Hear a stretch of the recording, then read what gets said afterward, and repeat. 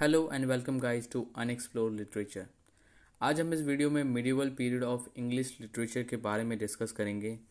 Medieval period of English literature, जिसे हम middle ages भी जानते हैं, ये एसोसिएटेड है फॉल ऑफ रोमन एम्पायर से।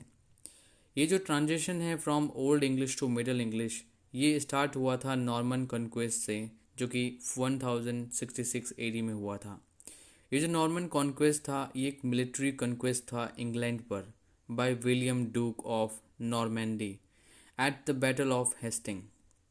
ये जो विक्ट्री था, इसने सिग्निफिकेंट चेंजेस ब्रिंग किया ब्रिटेन की पॉलिटिक्स में, जिसमें political, social and administrative system में काफ़ी चेंजेस आए। नॉर्मन कॉन्क्वेस्ट के नोटेबल फीचर्स की बात करें तो इसमें डोमिनेशन हो गया फ्रेंच लैंग्वेज का इंग्लिश लेटर्स पे। फ्रेंच कल्चर एंड उसकी जो लैंग्वेज था, उसने सिग्निफिकेंटली इम्पैक्ट किया इंग्लिश कल्चर को। नॉट ओनली दिस, इसके बाद नॉर्मल कॉन्क्वेस्ट के बाद नॉर्मल डायलेक्ट्स जो रूलिंग क्लास की थी, उसने मिंगल अप कर लिया एंग्लो सेक्शन लैंग्वेज के साथ में, and it became Anglo normal. अगर हम इनके पीरियड की फेजेस की बात करें तो इसको हम 3 फेजेस में डिवाइड कर सकते हैं: early middle ages, late middle ages, high middle ages. Medieval period of English literature, ये रिफ़र करता है literature written in England during this time from Norman conquest in 1066 AD until the end of 15th century.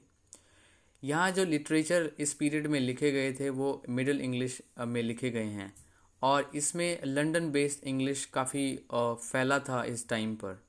और यहाँ की इस time के जो literature की बात करें तो इसमें बहुत सारे जॉनर आपको देखने को मिल जाते हैं, such as romance, allegory and fabliau. कुछ फेमस वर्क की बात करें जो कि इस पीरियड से बिलोंग करते हैं, उनमें हैं the Canterbury Tales by Geoffrey Chaucer, sir Gawain and the green knight. Medieval literature की बात करें तो इस पीरियड में जितने भी रिटन वर्क्स लिखे गए हैं जो कि 5th century to 15th centuries के बीच में लिखे गए, वो सारे इस पीरियड में आते हैं। मिडिएबल लिटरेचर में बहुत सारे wide ranges of genre, languages and themes का यूज़ किया गया है, जो रिफ्लेक्ट करते हैं diversity and complexity of medieval world. कुछ फेमस जॉनर्स जो कि इसमें यूज़ किए गए हैं मिडिएबल लिटरेचर में, वो हैं epic poetry, long narrative poems जो कि सेलिब्रेट करती है heroic deeds of legendary events. ये सारे चीज़ें आपको, जैसे बेवल्फ में the song of Roland, the poem of Cid, ये सारे जो पोएम्स हैं वो आपको देखने को मिल जाते हैं इस एपिक पोइट्री, इस एपिक जॉनर में। हेजियोग्राफी एक अनदर जॉनर है जो कि इस पीरियड में काफ़ी यूज़ किया गया है, जिसमें मिरेकल्स ऑफ सेंट्स, मैट्रियर्स, ये सारे आपको टॉपिक देखने को मिल जाते हैं।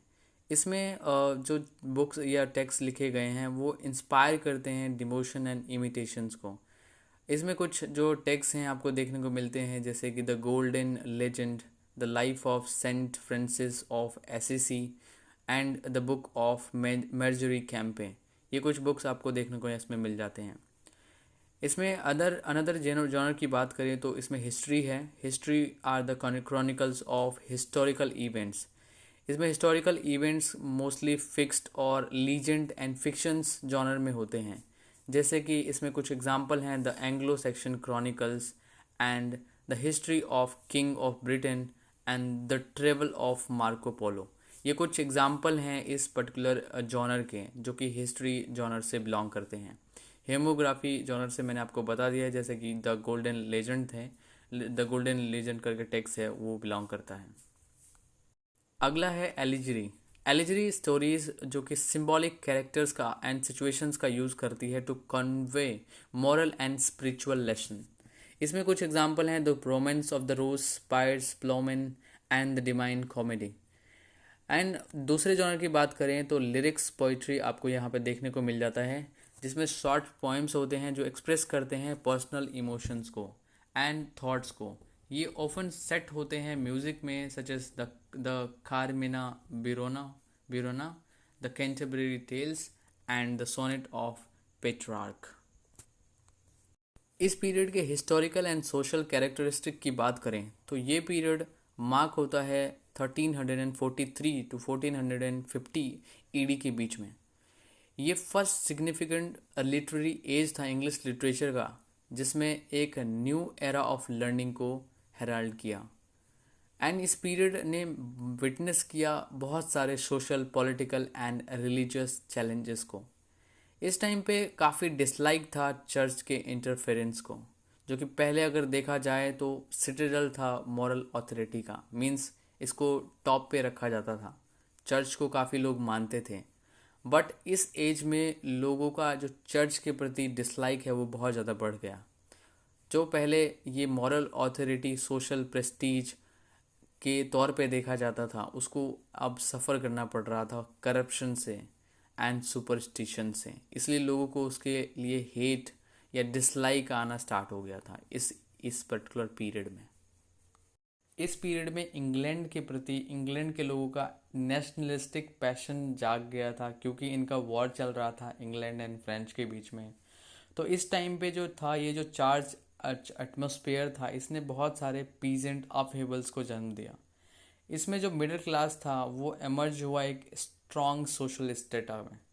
ये जो था वो रिप्रेजेंट कर रहा था transition from feudal social setup toward free society, जहाँ पे आदमी औरत फ्रीली अपने इंडिविजुअल विम्स एंड फैंसेस को एक्सरसाइज कर सके विदाउट द फियर ऑफ रेप्रिमांड।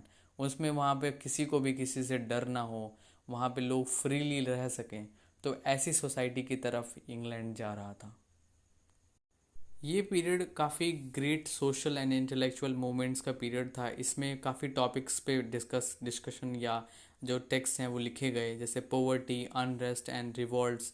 ये सारे कुछ टॉपिक्स हैं जिस पे काफ़ी डिस्कशन हुआ था इस पीरियड में। एंड इस टाइम पे ही द ब्लैक डेथ करके प्लेग फैला था। एंड उसके साथ साथ में काफ़ी साइंटिफिक टेम्पर्स का ग्रोथ हुआ एंड इंक का डेवलपमेंट हुआ। इस पीरियड के लिटरेरी फीचर्स की बात करें तो मिडल इंग्लिश ने चैलेंज किया ओल्ड इंग्लिश लैंग्वेज के लिटरेरी फीचर्स को। ओल्ड इंग्लिश में एलिट्रेशंस का यूज़ किया जाता था राइम्स को शो करने के लिए, पोइट्रीज़ में जो राइम है उसको सेंस करने के लिए। बट जैसे ही राइम्ड मीटर्स का यूज़ किया जाने लगा तो इस राइम्स मीटर ने डिस्प्लेस कर दिया एलिट्रेटिव लाइंस को। एंड ये मेन फीचर्स बन गया इस पीरियड का। इस पीरियड के फेमस राइटर्स एंड वर्क की बात करें तो इसमें फेमस राइटर हैं जो इस पीरियड से बिलोंग करते हैं, वो जॉफरी चौसर हैं, विलियम लैंगलैंड हैं, जॉन गोवर हैं, जूलियन ऑफ नॉर्विच हैं, थॉमस मैलोरी हैं। चौसर को कंसिडर किया जाता है the father of English literature and वो अपने कैंटरबरी टेल्स के लिए जाने जाते हैं। लैंगलैंड को जाना जाता है उनके वर्क पायर प्लोमैन के लिए। एंड गोवर को जाना जाता है कन्फेसियो अमेंटिस के लिए। जूलियन ऑफ नॉर्विच को जाना जाता है for his revelation of divine love के लिए। एंड मेलोरी को जाना जाता है फॉर हिज लेमोर्ट द आर्थर। ये सारे कुछ ऑथर हैं जो इस पीरियड से बिलोंग करते हैं। तो इस वीडियो में इतना ही, मिलते हैं नेक्स्ट वीडियो में।